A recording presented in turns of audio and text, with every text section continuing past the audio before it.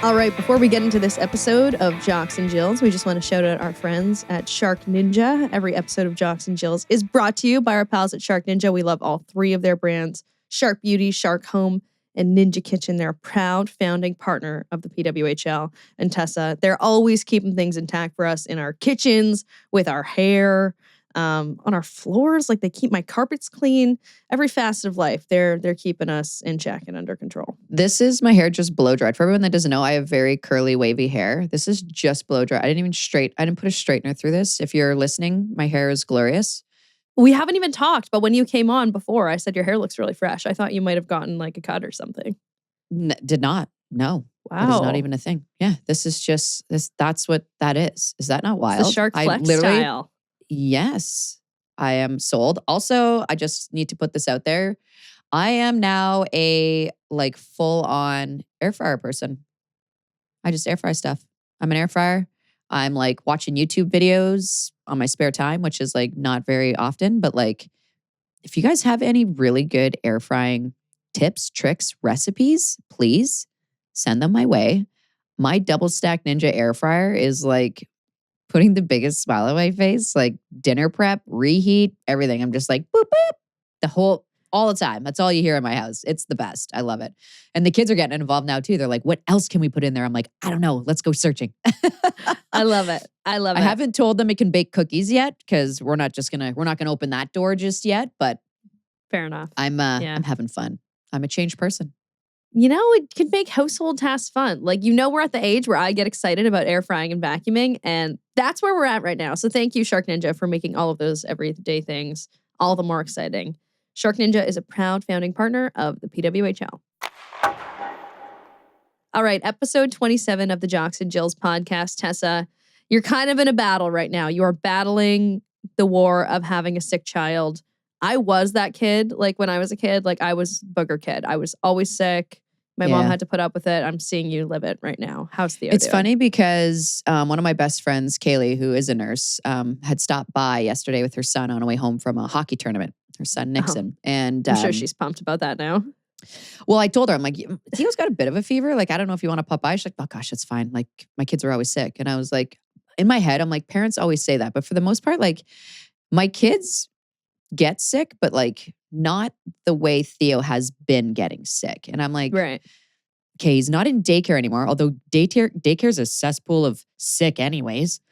And I'm like, how is school any different? I don't know. Anyways, when we went to Costa Rica, he got sick the day we left. Then we got back. He got sick the day I left for Edmonton, him and Annie. And then he got sick again now. And I'm like, what the heck is going on?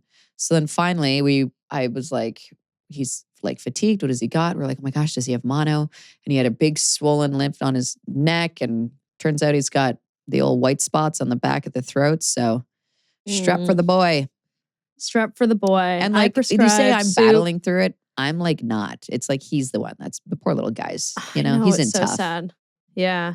The thing is that kids can't watch really trashy reality television anymore with their grandparents who aren't paying attention when they're sick during the day. So that's a big L for Theo because I used to watch Maury at his age with my Nana when I was homesick. Maury was still around. I learned a lot about life.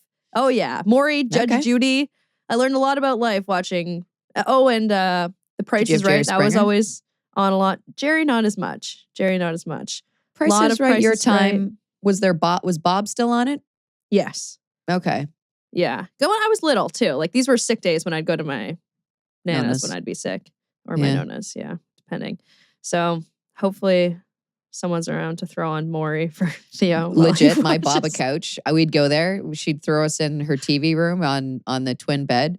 And then she would like wake us up and shove us over, like, get out, my shows are on. And then we would watch like Days of Our Lives, Young and the Restless. And we're like, what the heck's going on? And it's like, I swear you learned about life there though. Like I was you're a younger child. So you had your older sister to show you the ropes. I had to listen real close to Maury to know what was going on in the world because I wasn't getting info from anywhere else. Italian parents and Maury. I had to listen real closely. That is so but good weekend otherwise, other than Theo being under the weather. Yeah, I mean, sure. I don't know. It was like, hey, we're finally in the clear. It felt like we weren't. But yes, other than that, good weekend. I felt like we had a good family time together, playing out in the snow, playing inside. Kids are getting along Nice. good. They're finally at the age where it's like they fight when they know that they're bored and they want to fight. You know what I mean? Like they're not just bugging each other; they're purposely bugging each other.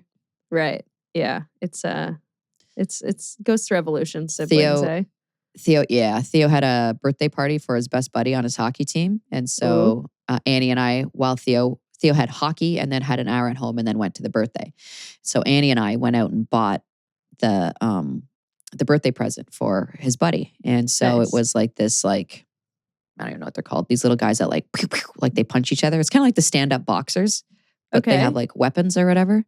Anyways, and so my nephew had one, so I buy this Ninja Turtle version of it for Noah. And so isn't Theo chapped? He's like, oh my gosh, I need this, and he's like so hung up on it. That was the worst part about being a kid and going to a birthday party when your mom would buy something and you'd be like, Mom, I kind of want that. I wanted that. That's what he said. Mom, why would you get that for him? I wanted that. And I was like, well, it's his birthday. Like you can wait till yours or wait till Easter or whatever. And then he was hooked all day. He couldn't, at the birthday party, he's like, no, are you going to open your present from me? Like he just wanted him to open it so they could play together. I was like, this is adorable. That's funny.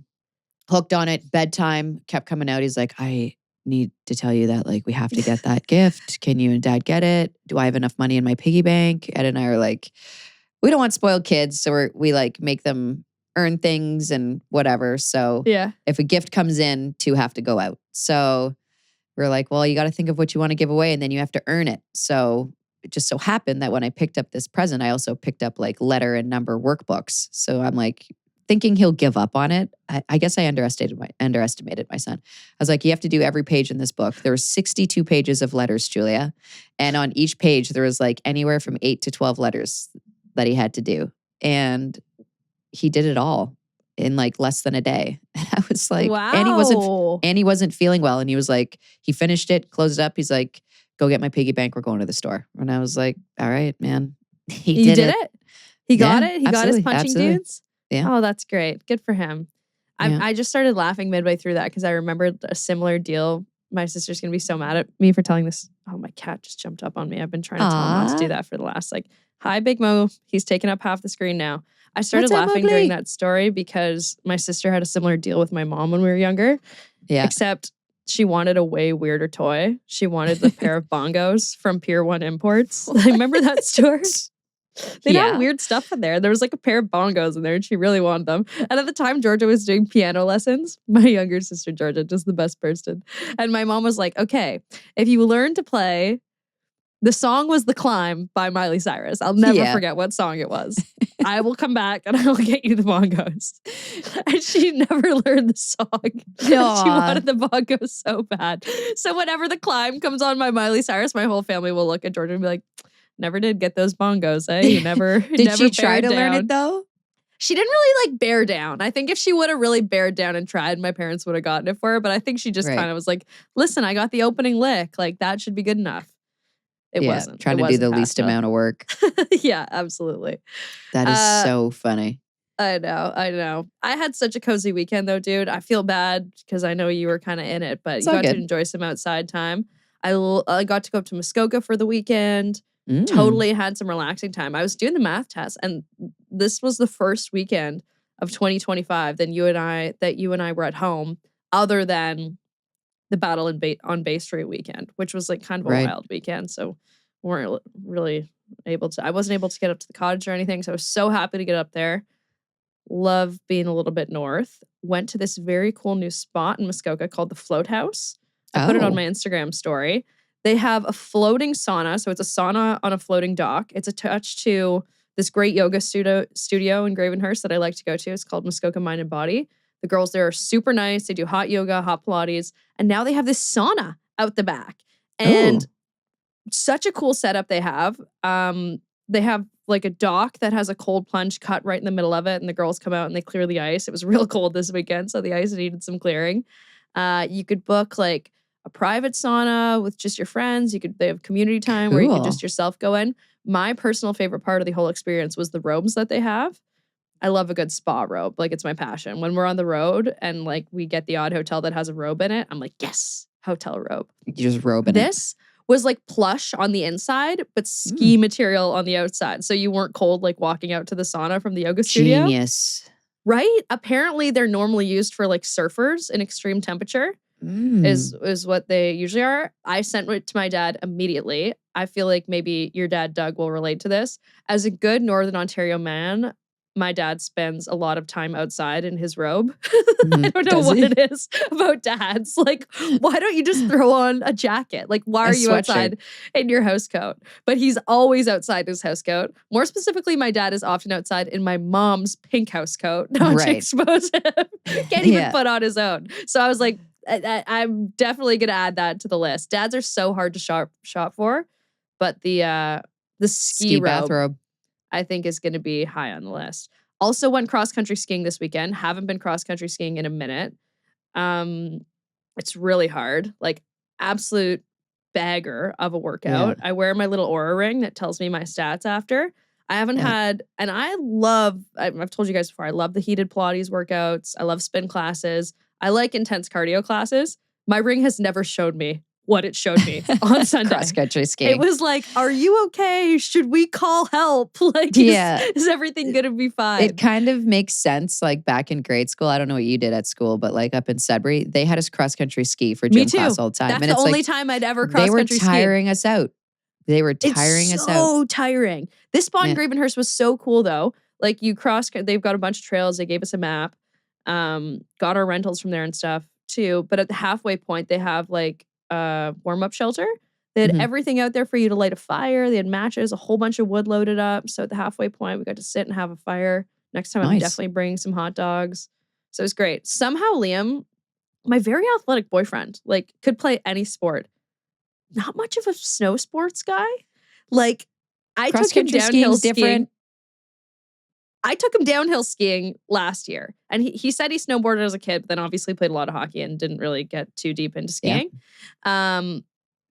He had a really hard time skiing. Like I was belly laughing. I believe that. I had abs at the end of the day from how hard I laughed. So yesterday I took him cross country skiing and I'm like, this should be fine. Like it's basically just shuffling along.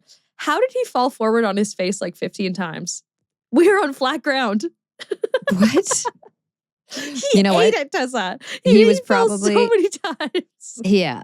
He was expecting like the downhill ski boots just to stop him. You know how you could like lean forward on your downhill ski boots? There was a ton of snow though. Like I haven't mentioned that about Gravenhurst this weekend.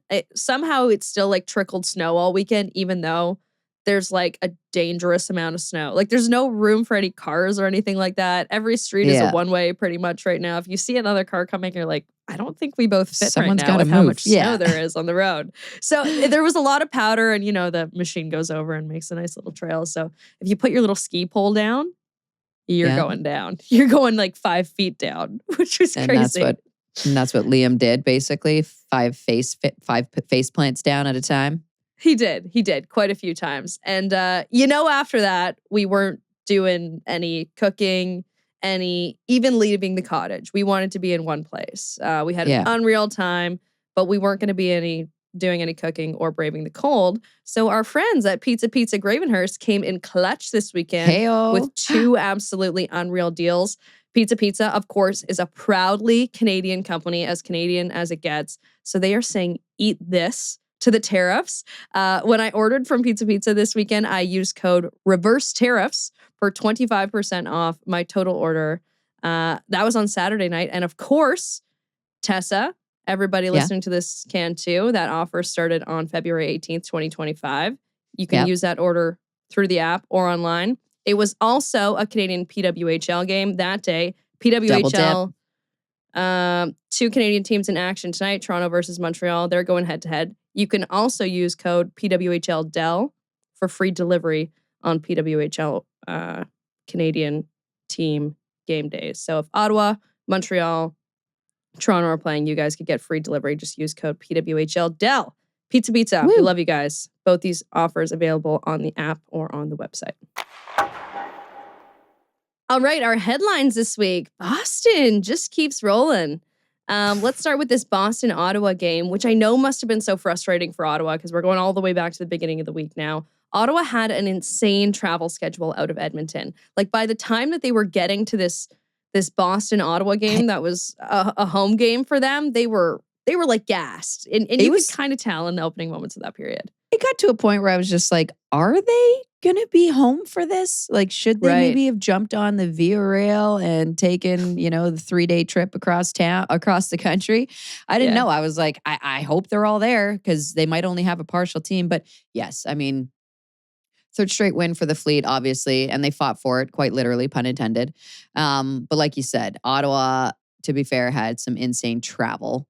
And you know what? People could be like, that's not fair. And it's like, well, it happens in the NHL sometimes too. Teams get in at like 3, 4 a.m. after big storms, and then they skip their morning skate and they play that evening, and then they fly out the next day for back-to-back.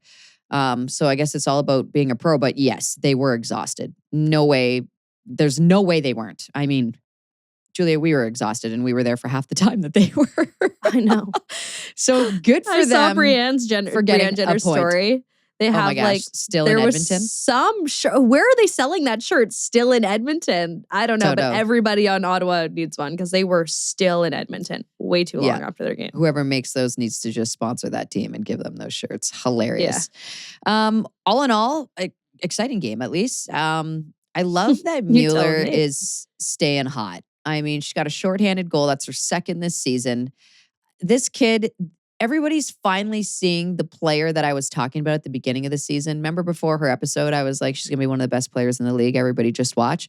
And she started out real slow. I probably cursed her by saying that because that's just what we do, Julia, I guess. But man, she's a real deal superstar. And I'm glad everyone's finally getting to see it. And I'm glad, she's a very humble and a little bit of a shy person, but it's nice to see her finally ooze a little bit of confidence out there. I'm all for it. You could see it just in like the way that she's moving, the way that she's making plays, the confidence, the word you just used. Like that's the biggest thing that's jumping off the page to me right now. Huge. And she's kind of like everyone's little sister in a sense where you're just so proud of her. Yeah. I don't know. That's where I was at. But yeah, in that game, Boston had a 2-goal lead. And then there was a fight that Julia essentially started. I'm going to point fingers, Julia. I think you started it. Nope, you did. You picked that question. You were so excited about it. And I texted you about it before. I was like, it always creates discourse. People always want to talk about fighting. Before I had the opportunity to post our video, there was fight that happened in PWHL. I know. I was trying to create the discourse before it even happened. And it happened. So, okay, let's break down the play a little bit. We talk about Vanishva quite a bit on this podcast. Like, she's a fiery player. She's a spark plug. For all the right reasons. Exactly. Like she really gets her team going, and this was another example of that. Yeah, and Carla had talked to us about her before, and she said she plays with her heart on her sleeve, and there's no better way to, I think, describe her as a player than that. And what I love about it is she will be the spark plug at the beginning of a game to get your team going, to set the precedent and set the tone. She'll be the spark plug if your team is down and out and, they need a little lift. She'll be the spark plug that'll just go in and hammer a shot from, the tops of the circles or score a goal or make a sweet play just to get things going. I feel like she's always the one consistently. I'm not saying that there aren't others, but consistently she's always the one. And in talking with her, when we had interviewed her last season, Julia, I was like, she's so kind and nice. This is wild. But she's got that, what I call a hyper competitive gene where it's Jana Hefford has it. She's a Hall of Famer, and I'm pretty sure every Hall of Famer has it, where they're just hyper competitive, where they literally cannot handle, to their core, cannot handle not winning, not scoring, not being the best. And coming up against a team like Boston, who has Jill Saunier, whose brother is a tough guy in the AHL. Her dad randomly told her, she told me at the beginning of the year, if there's ever a scrap, just drop one glove and have that hand be the hand that holds the jersey and then feed the shots with the hand with the glove on. I might have given that same advice last week on the podcast. We'll run it back, but I'm pretty sure I was talking about a game in Minnesota where I did the same thing, except I was holding on to the cage, not the jersey. That's actually way better advice. Right. Hold on to the jersey, not the cage. The jersey, yeah. So anyways, you've got a player who is, trying to make a statement and a name for herself on her new team in Jill Saunier. And you got someone like Vanishova, who is someone who's just going all the time. And she was hot they kind of collided. She dropped her stick. Her and Sonia came together again, and then she just ripped Sonia's stick out of her hand, and it was just like, let's go. Now, Boston might be like, that was awesome. Like, we love that Jill did that. But this sparked Ottawa. This was a spark for Ottawa because after that, is it Vanessova or Vanishva? I feel like I always say her name wrong. However, I'm sorry. We love you. I was just thinking about this, and I think that we need to get a general consensus. I'm going to text her and get her to voicemail us so then we never get it wrong. However, she has a sick feed. She feeds, Savalainen. So then they score on the power play. It was kind of a strange player goal. It was coming to an end. I'm not sure if Frankel was expecting a shot. Like, there was literally, I think, 3 seconds left in the power play. And it just kind of like went in tops of the circles. And Savalainen just literally turned and like made a hard shot flat on the ice. And it didn't really look like Frankel was set by any means, quite frankly. However, it counted. So they're stoked. And then Vanessova ties it late with an off of a face-off play. Sign me up. I feel like people are hearing me talk about these face-off plays and they're like, we should run them. So Tessa's super happy every day of the week. And it was a beautiful play. She kind of just bided her time. The face-off was on the right dot if you're looking at the goaltender. They won it back. She kind of like slowly, I want to say like paced herself down the back door, collected a nice feed from the winger and made no mistake putting in the back of the net. So Ottawa coming off of crazy travel, just nightmare travel, exhausted, ends up earning themselves at least 1 point at this point of the game, which is fantastic for them. That's a win. If you're going to look at this league where anything can happen in 3 games, like literally the standings could be Yahtzeed in the 3 games tied, 3 games time. So good for them. And then they go to overtime and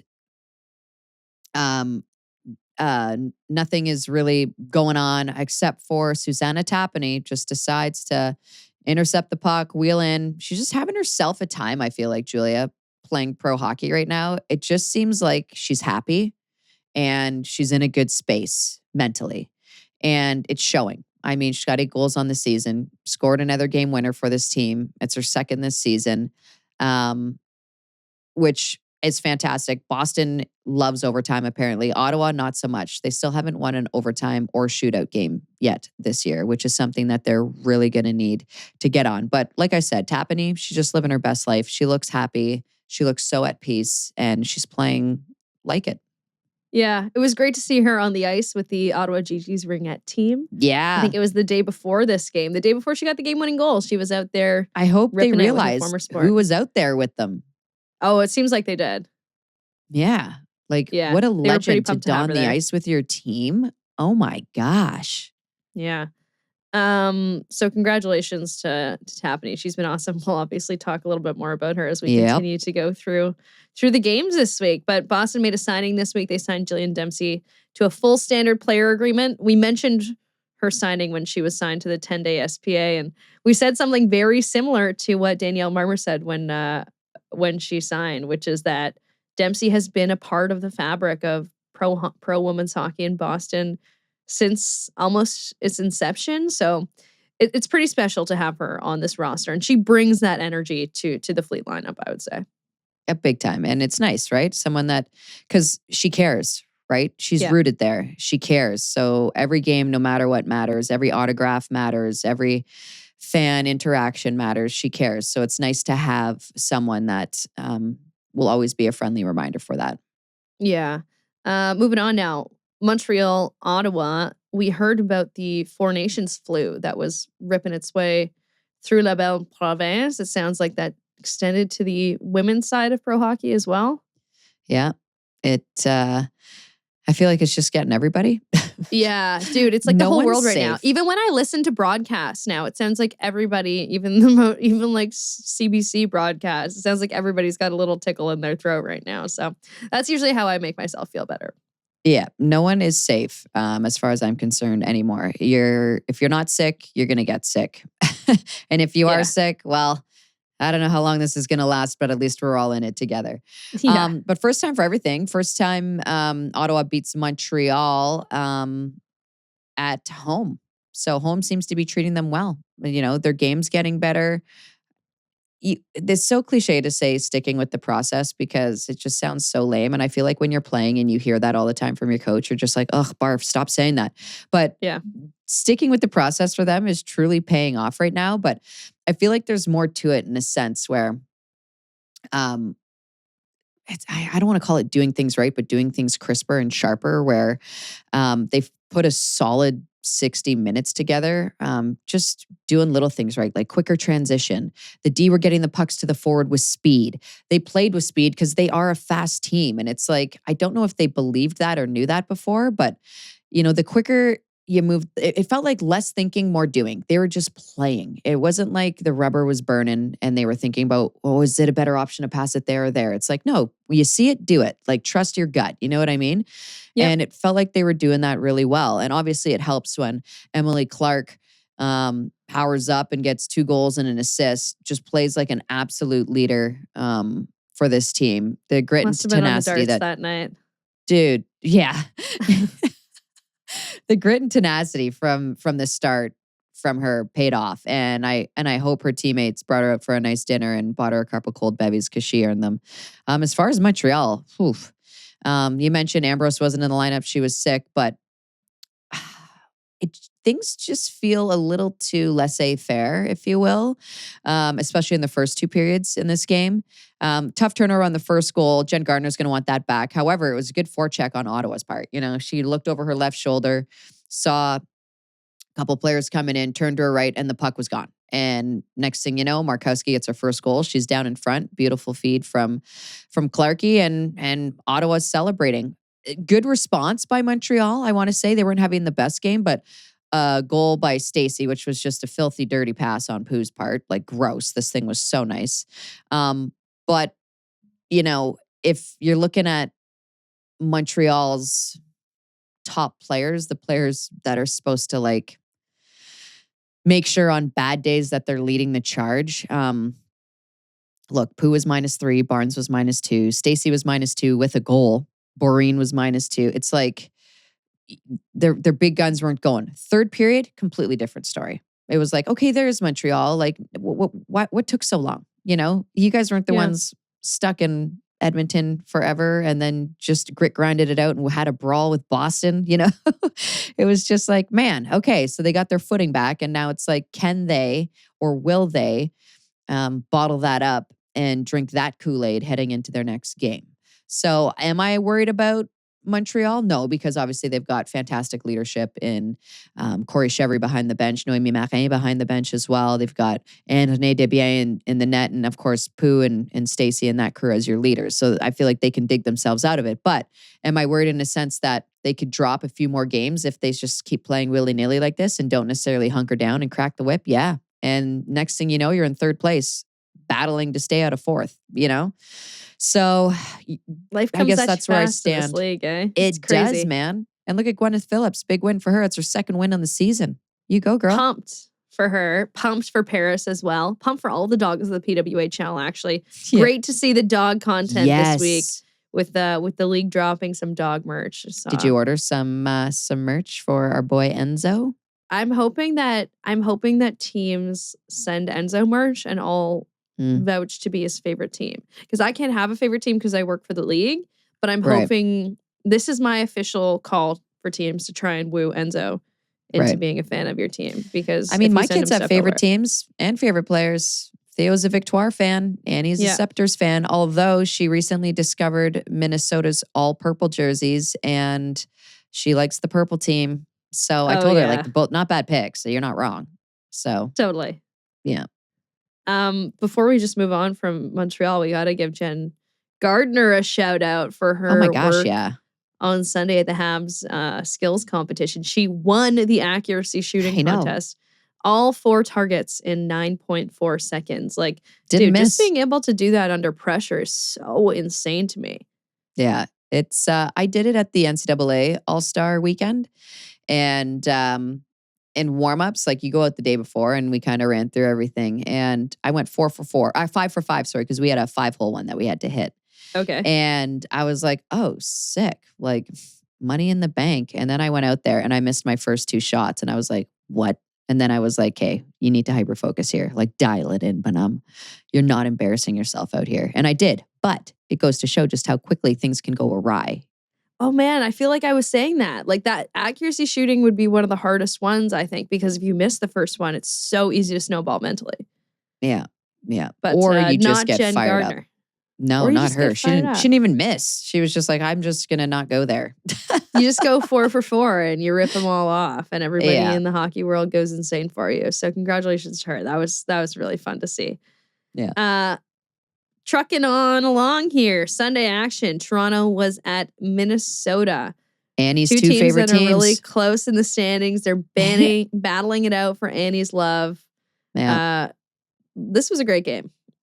This one at the time was a battle for second place, and they went toe to toe. I actually like this game. It was a little sloppy. I know Troy Ryan said as much, but like, I feel like it was for a reason in a sense that like it was quick. It was good. I liked this game. I was texting Cassie during it, being like, "Are you watching this?" And she was like, "I'm in the grocery store. I have it on in my AirPods while I'm checking out." I was like, "Okay, so it is a good enough game to have on while you're grocery shopping." Yeah.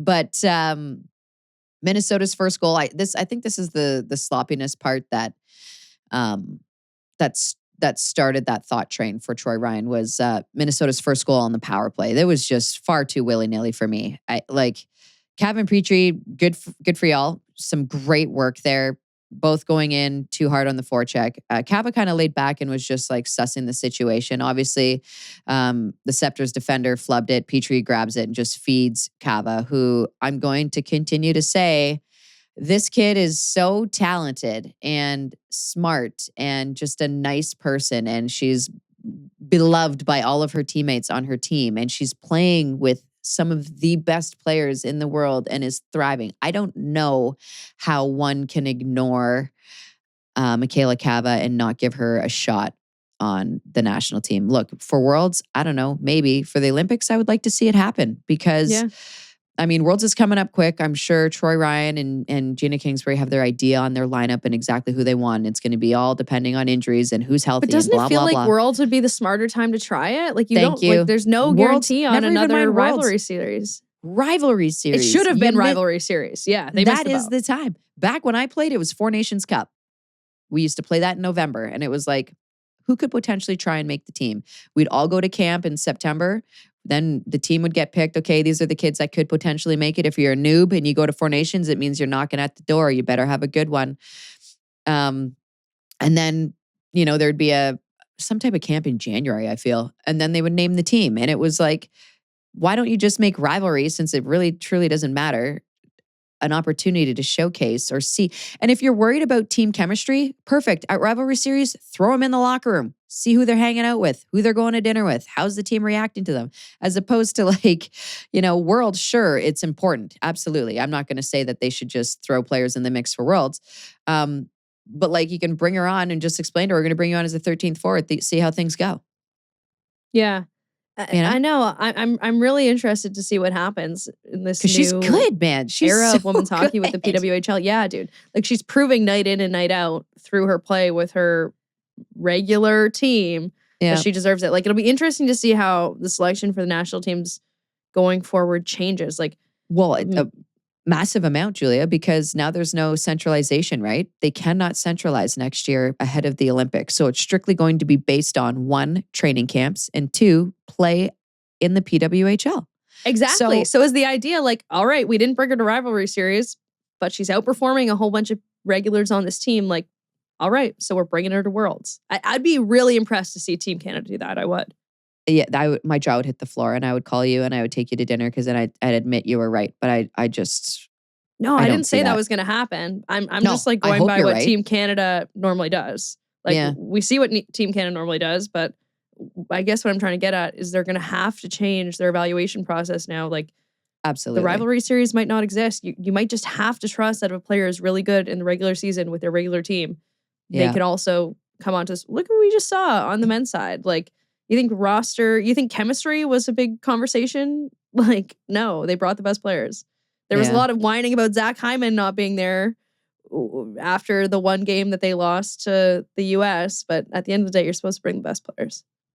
And that's it. And I think there are obviously people were whining about Zach Hyman because, Sydney brought Kunitz to the Olympics, which totally get it's Crosby and totally get it's McDavid. It's not the Olympics yet though, so don't worry. However, I just got to vouch for Kava yet again because I just continue to watch her and I continue to smile and be impressed. And obviously she's a friend of the show and she's from T-Bay, so there's some Northern Ontario love there. But I think it goes beyond that. If you're just strictly looking at the hockey, I feel like it is absolutely undeniable. Speaking of undeniable, Toronto's power play, what in God's green earth is going on here? It is wild. 48.4% since January 25th. I mean, Minnesota having put them on a 5-minute power play, I was like, oh, don't do that. Play. Guy just sprouted like 3 more gray hairs. I don't even think he has any, by the way. It's wildly impressive. However, you're just like, you're looking at it going, oh my gosh, okay, here's this power. And the thing is, if they score on that power play, they're still on the power play. Right? Yep. However, Minnesota didn't look at it as like, okay, let's just kill this thing off. They literally put Toronto in a stranglehold on that one. Himlerova had the first shot on the power play and hit the post. She almost scored a shorthanded goal right off the bat. A true shorty, yeah. Would that be the PWHL's first true shorty? I think it would have been. I don't know. I'm putting you on the spot, but off the top of my head, I think it would have been. Anywho, Toronto didn't score until their first shot on goal, which took a while. Malte with a nice shot. By the way, I loved the play. I felt like this part of her game has been missing a lot throughout the season.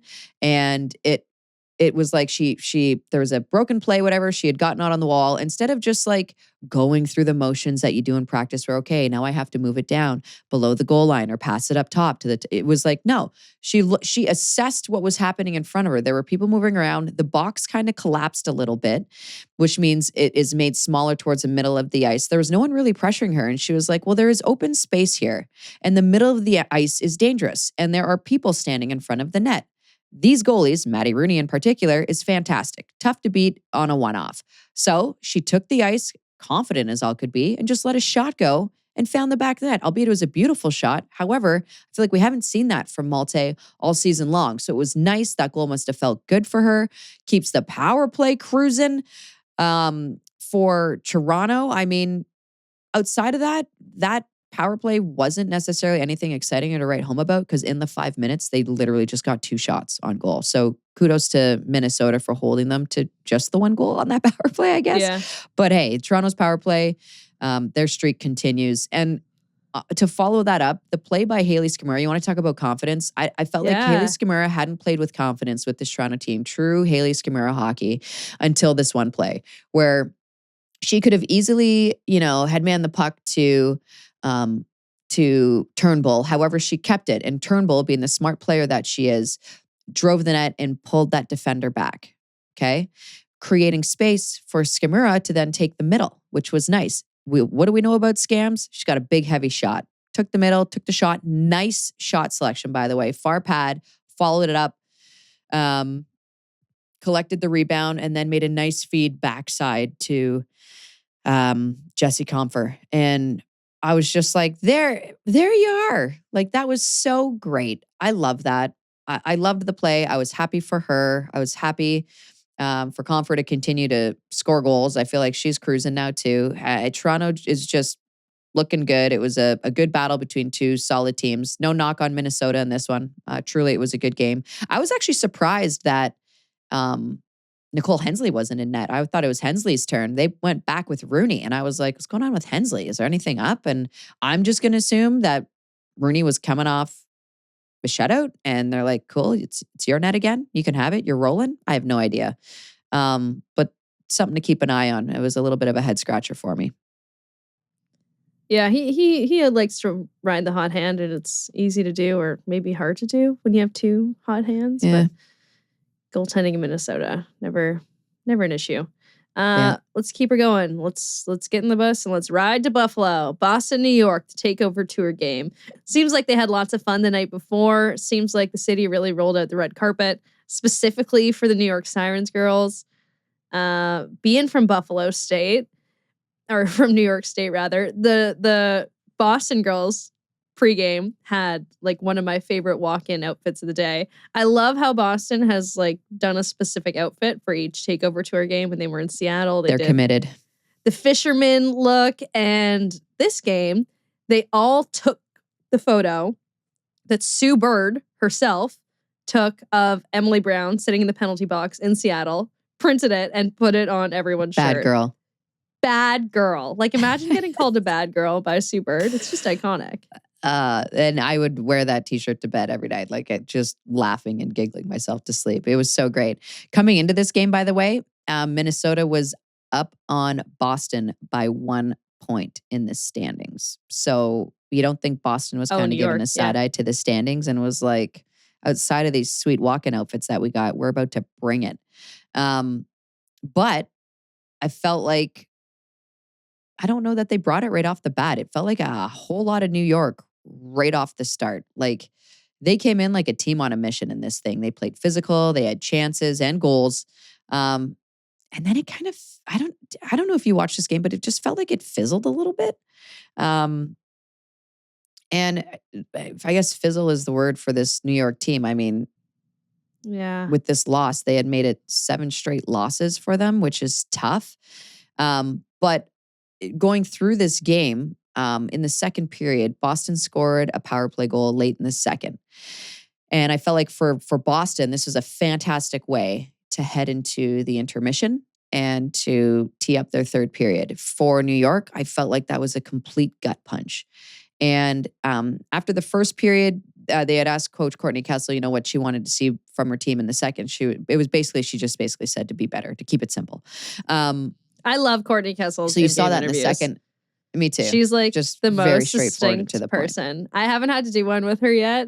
You got to have like 5 in the pocket though, for sure. She's so direct with her answers. It's incredible. Yeah.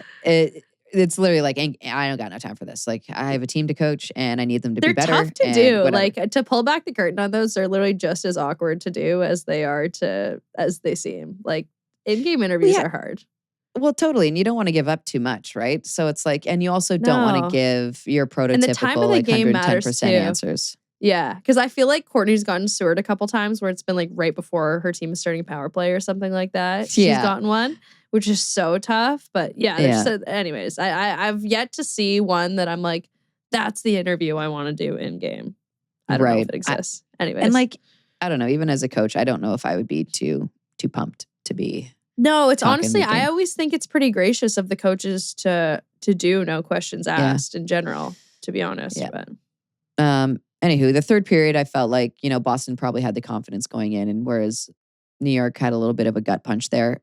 I mean, third period in OT, it was back and forth. I felt like this was a goalie battle by the end of the game. It was just 2 fantastic tendies squaring off. Harchie missed a good chance at the end of the game. It could have been a buzzer beater. And you saw the team like, oh, yeah, my goodness, like, what the hell? We could have had it there. That was our chance. And then Carp had a good chance in OT. But of course, who's going to win it in the shootout? If you're picking one player on either team, it's Susanna Tapani. Scores the only goal in the shootout. Go figure. Winner, man. Like, she's just buzzing lately. Boston a perfect 3-0 in shootouts, by the way. Don't take them to a shootout. No. So we saw her in a shootout live in action at that Seattle game. I'm trying to think of the other one that they would have wanted a shootout. But man, Susanna Tapani lately just sealing the deal for her team. And obviously, frankly, you got to give love to there. She was great in the shootout too. 100%. That she kept her team, as she has done all year long, in the games to win them. And Coach Kessel gave her a well-deserved shout out post-game as well. So, she's feeling the love. Absolutely. And with that, Boston slides into third place. It's crazy what's happened with the standings in the last little bit. Somehow Toronto's knocking on the door with Montreal. Boston slides into 3. New York, as you mentioned previously, has slid all the way to the basement with their slide recently. Like, so crazy. I love the word you used at the beginning of the show when you said the standings could be Yahtzeed. Like, that's what it feels like is happening. In 3 games, you could be like, wow, okay. Listen, there's 5 points that separates first to fourth. Montreal's only leading Toronto by 2 points. They're leading Boston, who's in third, by 4 points. Like, things are pretty close. And speaking of her dominant performance in that game, spicy tendies. Let's get to it.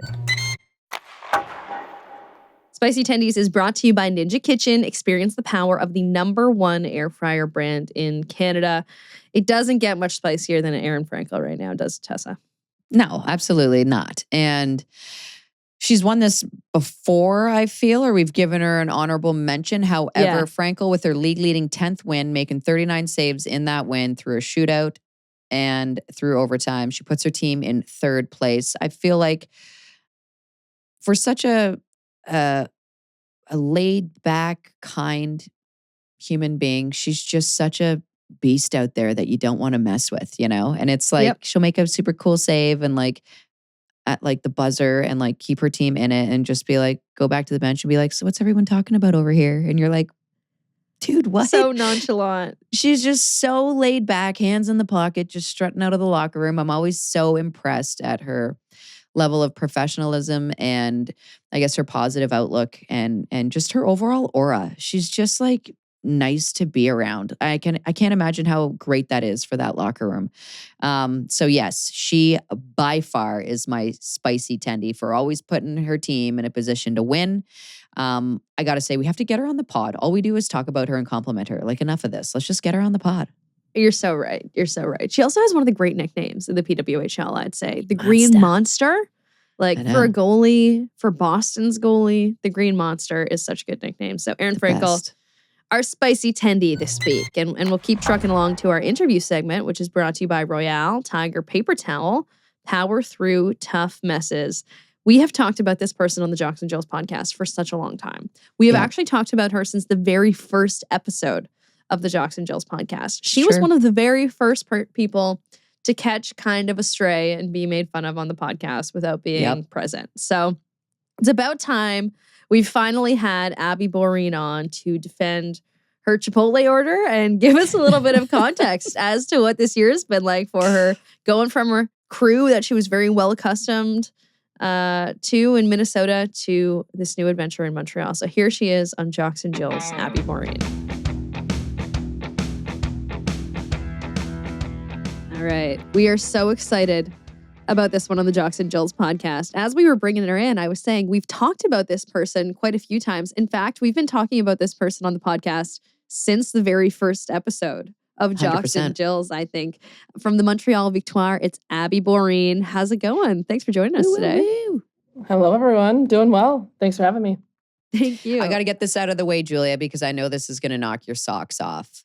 So, Abby, I hear that, like, you're not really a dog person per se, but the only dog you've ever loved was your wiener dog named Moose.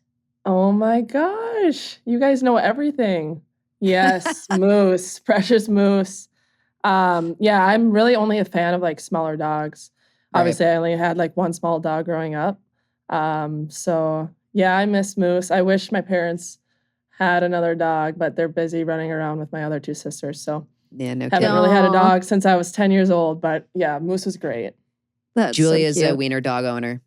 I'm a wiener dog Really? lady. And like, I'm such Also a an freak because I'm enthusiast. wearing a wiener dog hat right now. Yeah. Is it like a miniature dachshund? He is. He's a Nice. long-haired miniature dachshund, and he's such an angel. And I talk about him way too much on the podcast. Everybody who Yeah. listens regularly is like, "Shut up about your dog, you freaky dog." If lady." you're lucky, you might hear him ring the doorbell to go out for a pee. yeah, he's a highly trained wiener. He's a very advanced wiener. I feel like Moose is such a good name for a wiener dog. I haven't heard that the before. best. Does your wiener dog like run away? I feel like ours was always like running away from us. He didn't like us. Really? Really? My wiener dog like doesn't leave my side, but he's such Really? a treat guy. Like if I pull out a little treat, he's all in. He loves food. And honestly, if anybody had food, he'd probably go up to them. So easy to lose if you got. Hence why him and Annie are pals, because Annie feeds Annie and everything with 4 legs. Anyways, we got that out of the way. Let's get to the beginning, Julia. So actually, there's one more thing I want to get out of the way, and I kind of teased it coming in. We've been talking about, and I know you wanted to talk about this later, Tessa, but I do feel like it's off the top level pertinence. Okay. Your Chipotle order has been talked Yeah. about on this podcast since the inception of the podcast. That is what I was talking about that you need to defend, because Taylor Heisey came on the show and she told us that you basically just have a bowl with chicken and cheese and sour cream And rice. Oh my. and rice. It's a very like It's white, gray. She's Very spilling all beigey. the secret. Yes, I do love my sour cream with the Chipotle. Is that like a Wisconsin thing? I don't know. I feel like I'm very bland with that kind of stuff. So it's only the chicken, the rice, cheese, extra sour cream, Extra. lettuce. Yeah, what? How soupy Well, is that? sometimes no, like I don't want it really soupy, but sometimes I just give like a little, splat, and I'm like, Extra no, I want dollop? more. So it's hard to find like that happy medium, but I always go for the extra sour cream. It's Okay. so wild. Two heavy hitters out of the way right away. Wiener dogs and extra sour cream. Now that we have that's that funny. all settled, Tess and I on this show, we like to go all the way back to the beginning and talk about kind of how you fell in love with hockey and your introduction to the game. So tell us what it was like growing up in Somerset, Wisconsin, and how you fell in love with hockey. Yeah, it started from a young age. My dad played hockey growing up, so he kind of got all of his girls involved. So I was skating. My parents live on a lake, so I was skating on the rink in the wintertime, Wicked. probably when I was like That's the best. 3 or 4. So I love, going back home and skating during the wintertime when I can. But that's kind of how I grew up with it, played association in Somerset.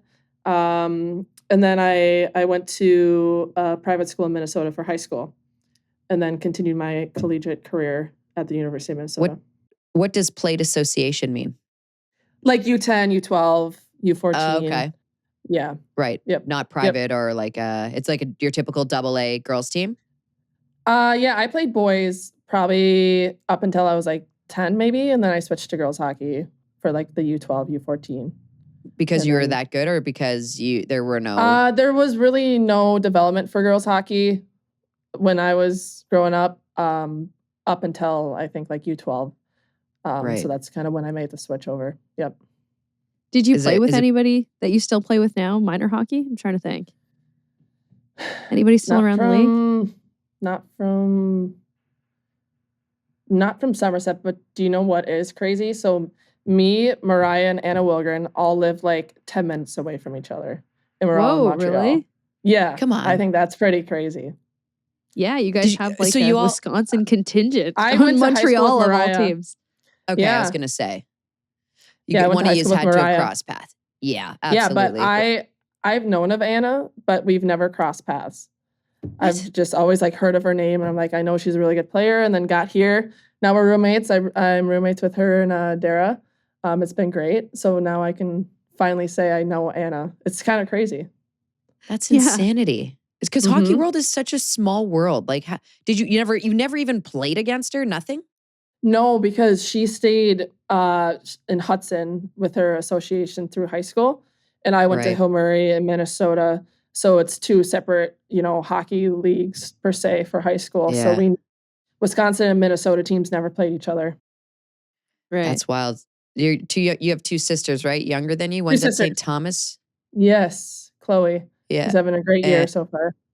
Nice. You guys, I heard, were pretty tight and do a lot together and have been since you were younger. How important is that to you to have sisters like that? Yeah, I mean, I love my sisters. We have a love-hate relationship, I would say, but more on As the all loving sisters side do. now, growing up, Yeah. getting more mature.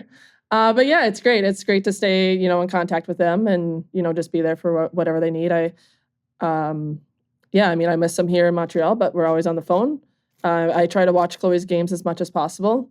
And then my middle sister, Brooke, she is studying at the University of Minnesota, and she's going into pharmacy school as well next year too. Oh. So super proud of them. Wow. Following your That's awesome. footsteps.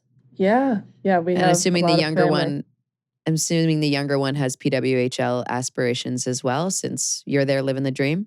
Yeah, I mean, I actually haven't really talked to her about that much, but I definitely think she has the potential and she's driven. So I think it's something that she could, work towards. Is your family still on the lake? Yes, they're still on the lake. Yep. So it's Nice. nice to come home in the summertime and, use the water, and got very spoiled growing up because I've always been on the lake since I was young. Yeah, Julia and I are from Northern Ontario, so we've lived the best of both worlds as well, winter and summer. And like you say spoiled and that's it. And it's like, you don't even need the big boat or the wakeboards or whatever. Growing up on the water is like, for parents especially, like just a free playground for your kids, essentially, albeit a little bit stressful. But like for you, what are some of your best memories growing up, winter or summer on the water with the fam? Yeah, honestly, just, getting home and like just laying on the dock or, going jet skiing. We love to paddleboard, just do small things together, go for a boat ride. I love to wakeboard, just small things that, just really brings us to a close-knit family. In the winter time, we like to snowmobile. So that's something Nice. that I haven't done in quite some time, but my dad loves snowmobiling, so he likes all of his girls to go, but we're like, I've kind of grown out of that. But Do so yeah, that's you kind of do you own like a Fox Racing snowmobile jacket? Like, are you that bought into snowmobiling? no. It would be like No. a skidoo. It would be kind of similar, I guess. Like a skidoo snowmobiling jacket is what we have. And I Yeah. don't know about you, Julia, but like growing up, Wisco, obviously winters for real. It's no joke. So, but we had people drive their skidoos to. Oh, I guess you went to high school in Minnesota, so you wouldn't have done it. Oh, I was going to say, do you ever take that thing to actually, school? no, but in Somerset there are like trails to like go to the high school and middle school that Yeah. will The high have school and like the other park their hilarious one is snowmobiles seeing the outside. snowmobile trail, like the tracks from the bar. Those are the two best places. Like, the bar and high school. Always love to see Typical snowmobiles parked Midwest, yeah. outside the bar in Thunder Bay. I'm like, I'm pretty sure you can't do that either, but whatever, I guess. Yeah. Just gotta get home. Yeah. So you mentioned you went to Hill Murray for university. What ultimately went into that decision to leave home? High It's school. so young to leave home in high school. Like, it's so hard in my mind. Yeah. Honestly, it was to pursue, the hockey aspect of it, but their schooling is really, really good there as well. It was like a 35-minute drive in every morning. So it was a big commitment. I went in 8th grade, so I would ride in with my mom every morning. She would drop me off. I would get a ride to practice, and she'd come pick me up at like 4:30, and then do that 5 days a week. It was really, looking back at it, I am just so grateful for that, and I think it really brought my game to the next level being in at Hill Murray, and just like the talent we had at Hill Murray was insane. Who'd you go to school with? Some of the players that you would know, I don't know if any of them are in the league besides Mariah. Well, I didn't go to school with Hannah, but she went to Hill Murray, Hannah Brandt. Yep. You Friend of the know show. of maybe Max Steffen, Mackenzie Steffen. Okay. Were your parents actually like, this is a better hockey school, we're going to send you there? Or were they like, are they academic parents, I guess is my question, where it's I would like say it's academics first? it was a bit of both. I wouldn't say they're like super gung-ho on the academics, but like they Okay. want us to go, to a good school. And my middle sister stayed in Somerset. She had the option to go to Hill Murray as well, but she liked her friend group and turned out just fine. So Yeah. yeah. Did you She liked her friend group, you didn't. I don't know. See ya.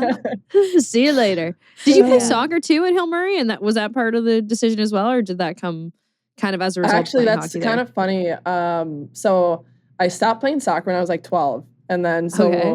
I had like a couple of years off, and I was like freshman year. I'm like, I think I just want to try out for the team. Like, why not? I think I still got it. I ended up making varsity.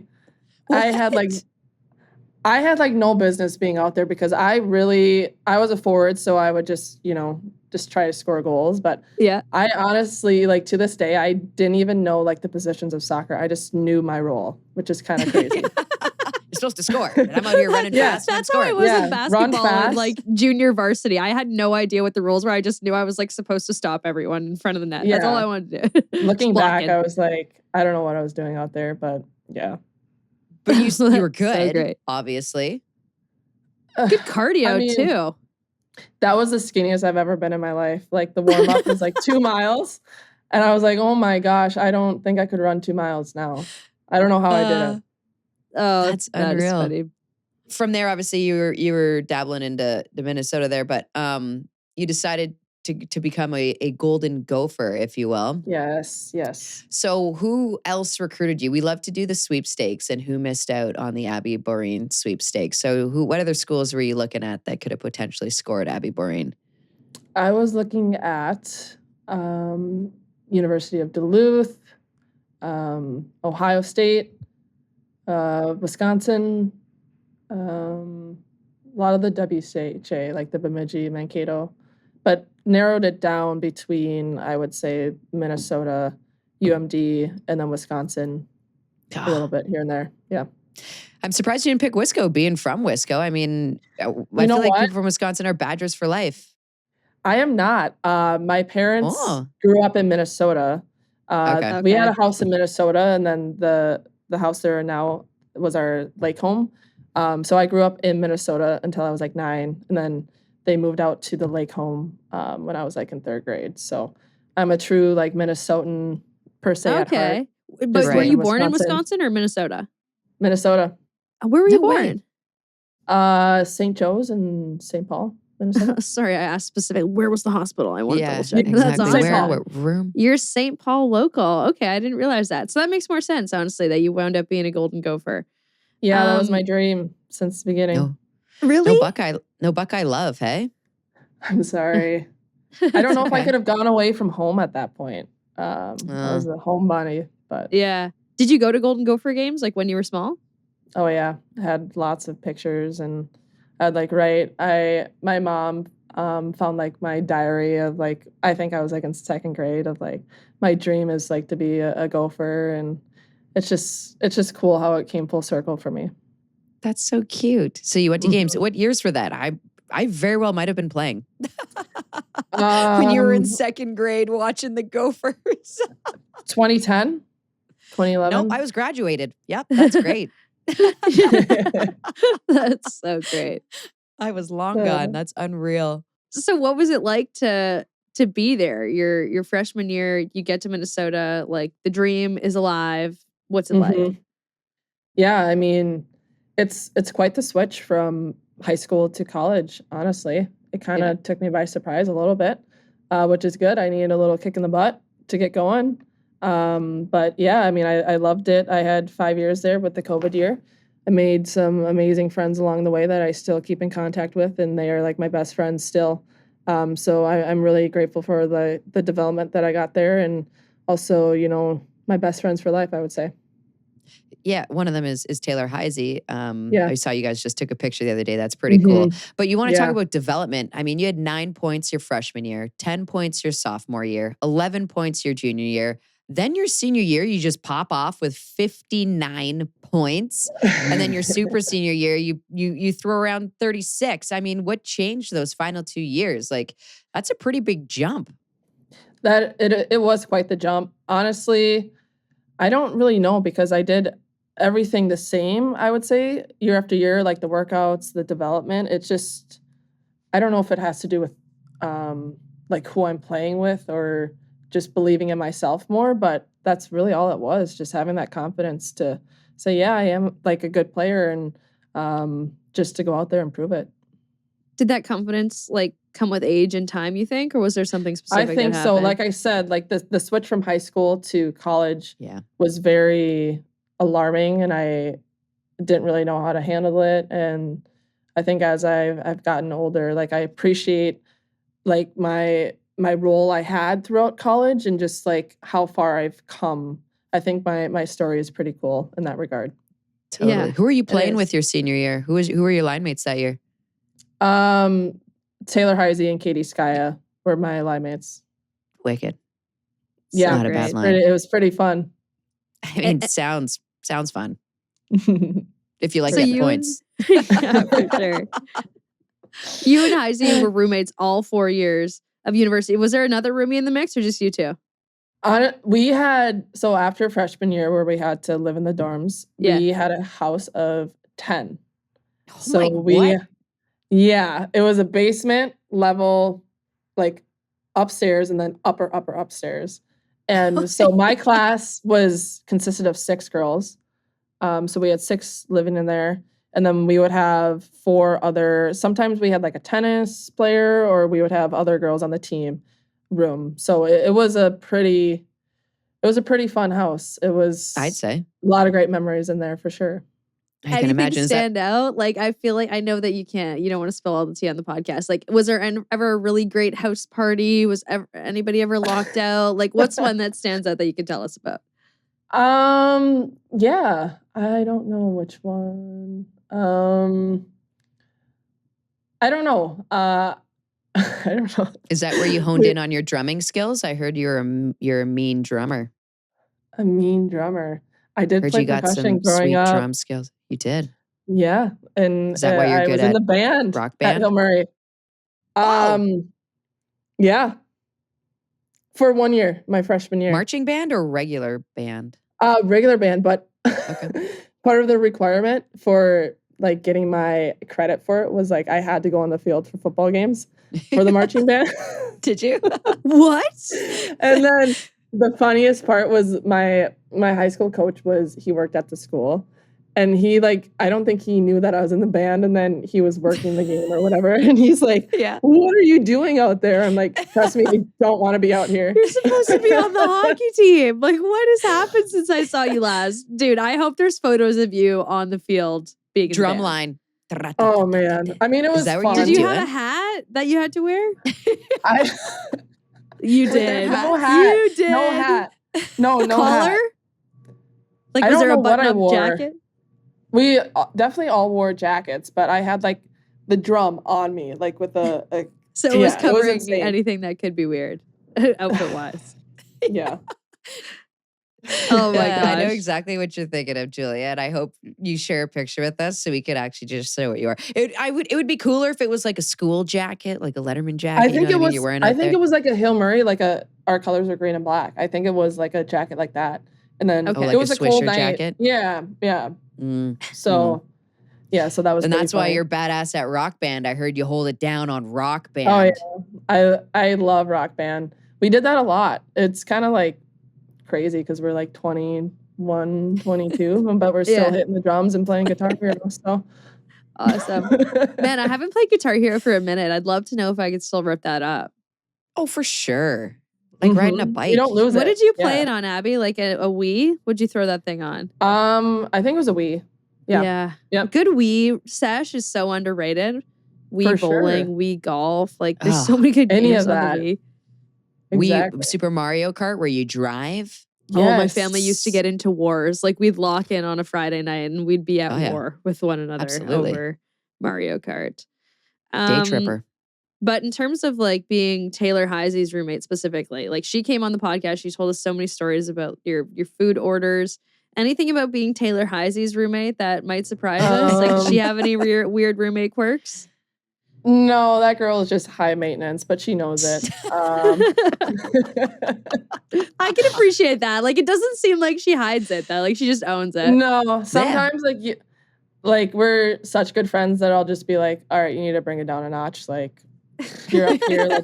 Let's get down here. But we joke about it. No, honestly, she's definitely my best friend for life. We keep in contact pretty much every day, Love I would that. say. Was she a big so, yeah. sunglasses wearer back then too? Oh my gosh, yes. Like, I'll text her, I'll be like, it is winter. Why are you having a walk-in with your shades on your head? Like, what? It gets so bright out in the winter. It reflects off the Yeah, snow. she's just Come like, on. Now it's her style. I'm like, okay, you've definitely Yeah. made a mark in that regard, so that's your thing. So I'll respect Yeah. It that. is. Okay, Yeah. so It if you're is. It's telling her so to good. take it down a notch with being extra, does she ever tell you to take it down a notch with your pumps of white mocha in your Starbucks?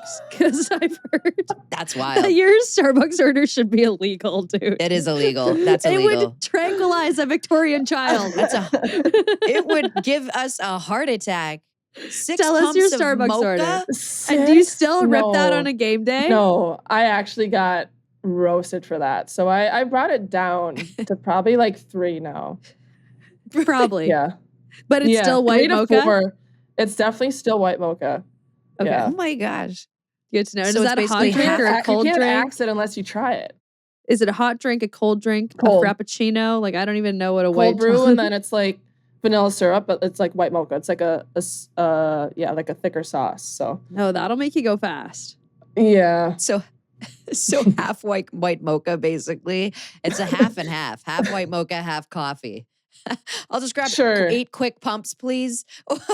That's That insanity. is hilarious. Was that to keep you up though for studying? Because I know like obviously you took pharmacy in school. So I'm assuming that's no Like the coffee cakewalk. order, I don't even know what started the white mocha train, but I have been on it for years. I don't really switch it up either. So That's that is my hilarious. go-to. And like, did it start with one? You're like, that's pretty tasty. I could probably go for two. And the next thing you know, you're just at six, and the barista's probably like, ma'am, we don't do more than six. You're a I puff definitely did addict. start with one because when I was younger, I didn't really like the taste of coffee. Like now I have like a more appreciation for it. So I'm doing less of the white mocha. But You're at 4 now. yeah, back then I think I just like added whatever because I'm like, I don't even like the taste of coffee, but I need like the caffeine to keep me going type thing. Yeah. Man, how is schooling going? Because we got to know. Because I feel like you're still taking tests and stuff, even on practice days. I hear. Yeah, that's correct. It's a lot of work to be honest. Anna and Dara, like when I get home from practice some days, they say I put in a work shift. Like I literally plant myself at the table for like 8 hours and, catch up on all my lectures, get ready for my next exams, do my assignments. Like I have a lot of like organizing and stuff to do, but honestly, Yeah, you do have like full-time job, 2 full-time jobs. Like you're a yeah, full-time pro it's a little hockey bit player of and you're a that. full-time student still. That's really Yeah, impressive. but Montreal's been great though. They understand the requirements that I need for my schooling, and they're going above and beyond. So it's really been an easy transition. Yep. Oh, That's so cool. great. Is this your last year that you'll need as well? Like this, is this it? I have one more year after. One more. Mm-hmm. And is this online classes you're taking from U of M or what? Yeah. So technically, like I'm supposed to be in person, I would say. But they have Zoom options, so that's kind of why I'm able to like be remote. And they also Nice. record their lectures, so I can watch it if I have practice. So. Wicked. Yeah, that's so That's nice. unreal. Because I feel like the hockey world has been wanting to be updated on your schooling based on how Yeah, much discourse there there it was around is. it during the draft and stuff. Yeah. Let's go back 2 drafts ago, maybe Abby, Mhm. when you went undrafted. Like, were you? First of all, were you there? It was in So I didn't Minnesota. go undrafted. I filled out that compassionate waiver form. Right. So that didn't allow me to be drafted by Yeah. anyone. Just Right. only Minnesota. So you were with Minnesota that year. So I guess this year's draft would be the more Mhm. shocking one to you. Yeah, for sure. But when you put your name in the draft, any 6 teams can pick you up. So I knew that going into it. Yeah. Totally. But I'm a firm believer in everything happens for a reason, and I'm loving life here in Montreal. Hell yeah, it looks like it. Was there Mhm. conversations though ahead of that draft with like Ken Klee and company where it's like, don't worry, we're going to take you? And then Montreal was like super sneaky and snagged you? Because I feel like all the other teams are like, Boreen's not going to come play for us. She's a Minnesota kid. She needs to be there for her schooling. Let's just respect that kind of thing. Yeah. Honestly, I think the media like blew up a lot of it. Yeah. And what really happened. Sure. As far as conversations go, there were talks from, I would say, every single team, honestly. Really? Well, here and there, I would say. I have no idea what went on, but yeah. Honestly, I pretty appreciate cool. having this show for stuff like this because I feel like there's lots of little things that get blown up on usually Twitter Yeah. or X, and it's nice to be able to have someone like you on to be like, no, dude, like I went into the draft knowing that I could have gone anywhere. Obviously, it Yeah. would have been easier for you to slot back in with Minnesota after hoisting the trophy there, which we'll also talk about. But yeah, it's been great Yeah. to see you thrive in Montreal. Thank you. Yeah, just a lot of speculation and a lot of assuming things that I wanted and whatnot. But yeah, I'm happy to be here. It's kind of cool because you get to see, I feel like as a female hockey player, usually we're just going to school and doing our thing and sometimes getting invited to national team training camps and stuff. And no one really cares what we do. But now you're a true pro. And, we kind of you guys get a little taste of, what it's like being a professional athlete and in the spotlight. So that was kind of like your first taste of it, right? In a sense where people are trying to tell everyone what you think and feel. Was that like an odd thing to digest and move forward from or just ignore, I guess? I honestly think I just ignored the outside noise. Yeah. Because only I knew, what was going on and what actually transpired. And people will say what they want to say and you can't really control it. But yeah, I've learned to just kind of ignore all that stuff. Yeah, I'm gonna backstep one life event and then we'll go forward again to Montreal because we didn't even talk about your win with Minnesota last year, and you were such a pivotal part of that championship team. Like, what was it like to like be on the fringes of that roster, kind of as a reserve, and you mentioned you filled out the compassionate form to wind up in Minnesota, to being such a central piece to that championship? What was it like going on a run with that group? I mean, it was amazing. Obviously, there was ups and downs throughout our season, but just the way we battled through the end. I mean, no one expected it. I guarantee you, no one in the world thought we would actually come up champions. So it was great. I had a lot of fun when I did get those 10-day contracts. But yeah, it was hard to like navigate, practicing. Sometimes I wasn't there because I had school, and then, oh, you're getting called up. You have to go in the game. And I'm like, trying to like prepare for it. So it was difficult too, because sometimes I would, the 10-player contracts, I wouldn't be playing for like an actual game for like 2 months or something. Yeah. And I have to go. Obviously, I'm grateful for it, but I just had to learn how to like prep and get myself ready for those games because I was just so used to practicing. Because it is different. Strictly practices, right? And you're probably just being slotted in here and there to fill in or to be a penalty killer or whatnot. Right, exactly. That's crazy. Yeah. So you get drafted. What was like your initial reaction after that? Like, you get drafted by Montreal. You know you're going to a team that houses one of two GOATs in women's hockey. Yeah. And obviously Kayla Barnes is there. Like, I don't know. It's not a bad team to be drafted to. That's so for damn sick sure. To go from playing with like Kendall Coyne to Marie-Philippe Blais, like so cool. I'm lucky for sure. Honestly, that moment, I kind of had a feeling because the camera was like on the player like a minute before, so it was either between, I think it was like me and Izzy.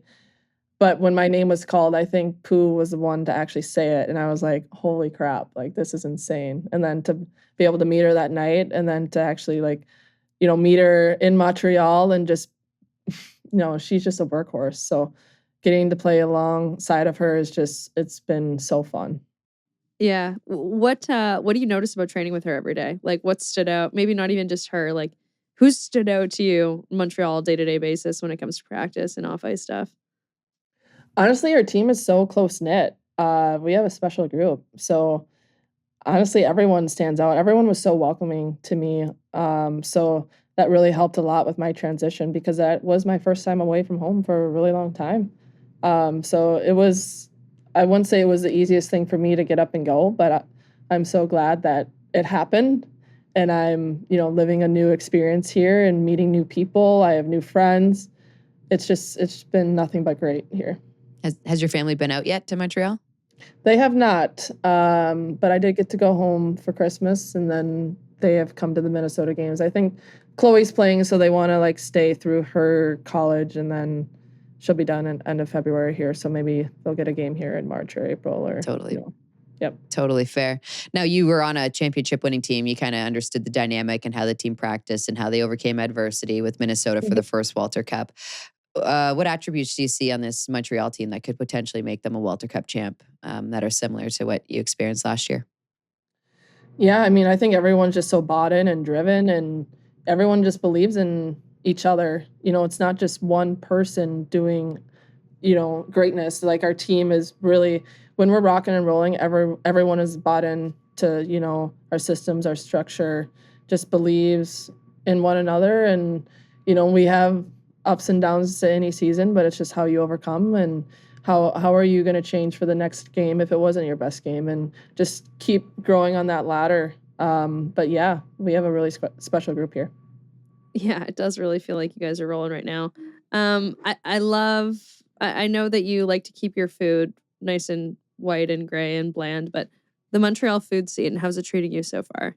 I feel like it's one of Honestly, the it's been great. scenes. It's really expanded my, what's the word? Your palate? Yeah.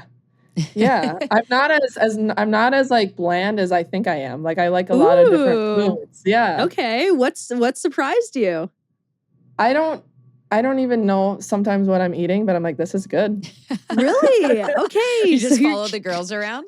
Yeah, I'm like, yeah, I don't know. Like I've never really been a fan of like onions and peppers. You can say and vegetables. Go ahead. Just say Yeah, it. I've I've never never really really been been a a fan of fan. vegetables. I know And that's what you then meant to now say. I'm incorporating that into my lunch and dinners and stuff like that. Oh so, my gosh, girl, you've turned over a new Yeah. leaf as a Quebecois girly. I know. Holy.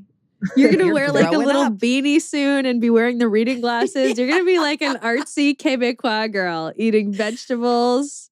Totally changed. I love Added it. guac to the Chipotle menu. I love it. Yeah, maybe some pico on the guac or on the chipotle. What? Oh, that'd be Yeah. some color. Add to the Yeah. soup. Mm-hmm. What else? I don't want to miss anything. Do you ever hang out with Maureen Murphy's wiener dogs? I'm like pretty curious about those wiener dogs. No, but she did say she has 2 of them. She's got 2 of think. them. I always see them on Yeah. Instagram. Very intrigued by No, them. She I've should be never bringing met- them to the rink. I know. Yeah. Well, I feel like you couldn't have landed in a better spot for you. Truly. Me I feel too. like Me too. I feel like, I can sense that you just love your time there. And just in talking with Corey Chevry and stuff, and a lot of the girls on the team, they truly adore you. I've Aw. been to the rink watching as a spectator. Julia's worked there. It's insane there. One of my favorite parts, and I don't know how this makes you feel, but it made me kind of emotional a little bit for you, and I hadn't even met you yet. But it was like when the PA announcer goes, Abby Boreen, and the whole Yeah, he gets place into says it. it with, I was like, whoa, man, like this is really cool. Like, what's that Yeah. like for you? Because it's got to be so surreal and so friggin' neat just to hear that. You're an American in a Canadian city, a French-speaking Canadian city, and these fans like love the heck out of you. Honestly, I don't even know what to say about it.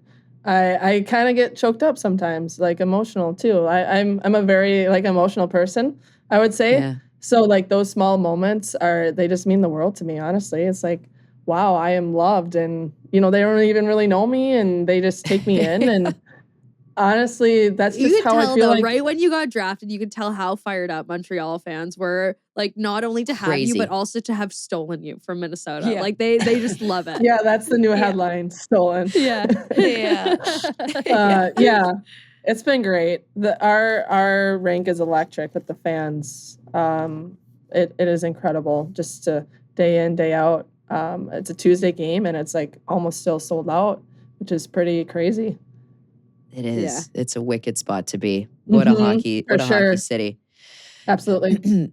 And not a bad city to live in. You said you were living with Dara and who else? Anna Wilgren. Right. Mhm. A little birdie told me that you guys had a tough go when you initially got in together, Julia. We can end on this good story if you want, or we can go elsewhere. But we heard your washing machine wasn't up to snuff, and you guys got a nice little surprise when you went home one day. Yeah, so I actually was not home for it. I was at Starbucks. I was studying, but Starbucks. Drinking Six pump. drinking my 10 white pump mocha white and hitting the mocha. books. But yeah, I got a text from in our group chat, and there was like, guys, what do I do? Like the washer is not shutting off. There's water everywhere, and we're like, just press the off button. She's like, Man. well, I tried that, and then she would like see if it's working, and then she would open up the door. It would just all come out. So they somehow That's got not how to. it's supposed to happen. No, if we have a video of it, like it was insane. Like our whole basement was like full of water. And then they finally shut off the water line, and that's how it, Would probably should have been done first. Yeah, I'm but gonna open I didn't this even one think more of doing time. that. She kept opening it. I'm like, and then she would like try to shut it. It was like a tidal wave like coming at her. The That feels video like of a it is SpongeBob hilarious. episode. Like that doesn't even Yeah. feel real. Like how? Yeah, so we had to go buy like a bunch of towels to just try to soak it up, and there's probably still moisture in the basement. Who knows? Are you from guys in a that. house? That's pretty cool. At least. Yeah, it's like an Airbnb. There's a basement, a level, and then upstairs. So yeah, it's been a fun time. But yeah, Cool. that was aside funny. from the flood. Yeah. Aside from the flood. Oh, and then to add on to that, we have 2 washers. Like we didn't Oh. have a dryer. What? So yeah. So for the longest time, we were pretty lazy. We never like texted the Airbnb lady to like get a dryer, and Yeah. and then like Did so she we would not air dry realize? Did everything. she think she bought a set and just bought 2 washers? I don't know, but we finally got a dryer like a month ago, so we're Well, that's rocking and awesome. rolling.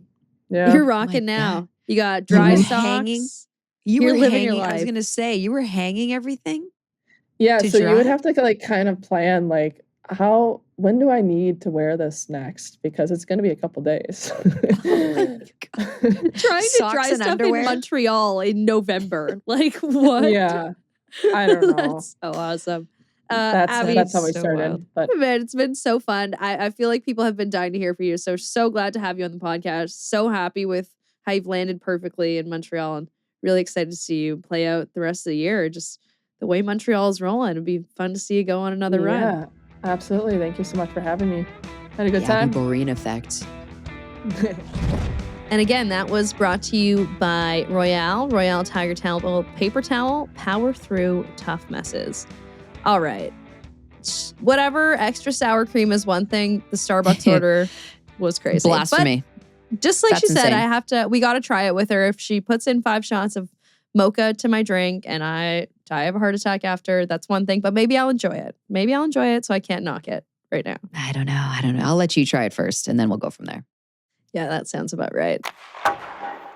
Our Send It segment. Guys, if you want to get in touch with us, we have 2 really good questions on the Send It segment this week. If you have league questions, if you have questions about us, if you have questions about teams, anything league related, like Tess and I got our ears on the door all the time. So let us know what you want to know. You can send us questions on X, Instagram, wherever you can get in touch with us. Shoot us a DM or drop us a line and we will answer said question. The first one is from PWHL Fantasy League. This is a great question. A couple fines handed out last week. Where do fines on the players go to? Who are they paying? So when players get fined, where do the money from the fines go? Very good question. And I like that this was asked. Me It actually too. goes to social impact initiatives. So this year it will go to Unity Game charities. So the money's just not disappearing into mystery space. It's actually being used for good, which is nice. I don't think That's last great. year they had anything in place. I don't know that if there were any fines even handed out last year. I feel like it was just suspensions. However, this year that's where it goes to. Good to know. Good to know. So all the dirty plays on the ice are for a good cause. So keep that in mind when you guys are making weird stick checks and getting a penalty. It's all for a good cause. Second question is from Brendan Richard. Hey, ladies, love the pod. I have 2 questions for you. They're both related. A, when a player gets traded, are there moving costs and rent support? Does the team need to okay with the players? I imagine going from Ottawa or Mini to a Toronto or New York would be a big difference in rent costs, etc. I'll answer the second one first. No. You don't have to say, I don't think the league's asking you if you're okay to get traded. You're a pro, you play in the league, you can be dealt anywhere. So that's how that goes. And the first part of the question was, is there moving costs that are covered? Yes, they are offered some like a moving stipend. As far as rent support, I feel like they're in charge of paying their own rent. So I'm not sure where the rent support would come in. However, I know that like let's say, for instance, a player gets traded and their team's playing like right the next day, Jill Saunier type thing, that they're put up in a hotel until they can find a new place to stay if they don't move in with one of the players right away. For instance, you can kind of just do a house swap if it's a 1-for-1 type thing. So rents don't have to be broken and all that fun jazz. Yeah, to your point, it would depend situation to situation, but sounds like there is a stipend for players when they get traded, and from there, it's kind of on them. Yep. Guys, thanks for asking these questions. These are smart questions, and we appreciate you guys bringing them up. If you have questions about the PWHL, make sure you put them to us. It kind of wraps up what we got going this week, Tessa. I have one thing that I want to tell you all. Buckles and I are starting a new social media segment. We're going to Love this. rank walk-in fits week to week. So if you guys have a favorite one, make sure we're going to try not to miss any. But this league is like the opposite of men's sports league in that the women dress so well every night that Buckles and I were like racking our brains this week going through outfits and trying to decide who gets to snip and who gets to stay. So this is a serious thing. Our PWHL style rankings. Stay tuned for them. We're going to drop the first one. The first one will have dropped already by the time you hear this on Mondays. We're going to drop the best fits of the week in the PWHL. So that's what's exciting for us coming up this week. Thank you very much to our sponsors, SharkNinja, for putting this on. As always, Pizza, CCM, Royale. We appreciate you all very much. Follow us on social media. Subscribe on YouTube, Instagram, X, TikTok, Facebook. We hit 300 followers, subscribers. I don't even know what they are on Facebook. Also follow us on Blue Sky. I'm kind of getting the feel for that social media platform. I know you guys, lots of you guys are really big fans of it. So let me know what you want to see there. I've been posting kind of our regular content on Blue Sky, but if there's anything specific to that platform you want to see, let us know on any one of those platforms. We're always happy to get in touch, and we're always happy to sit down and talk to you all. Enjoy the games this week, and we will talk to you on Friday.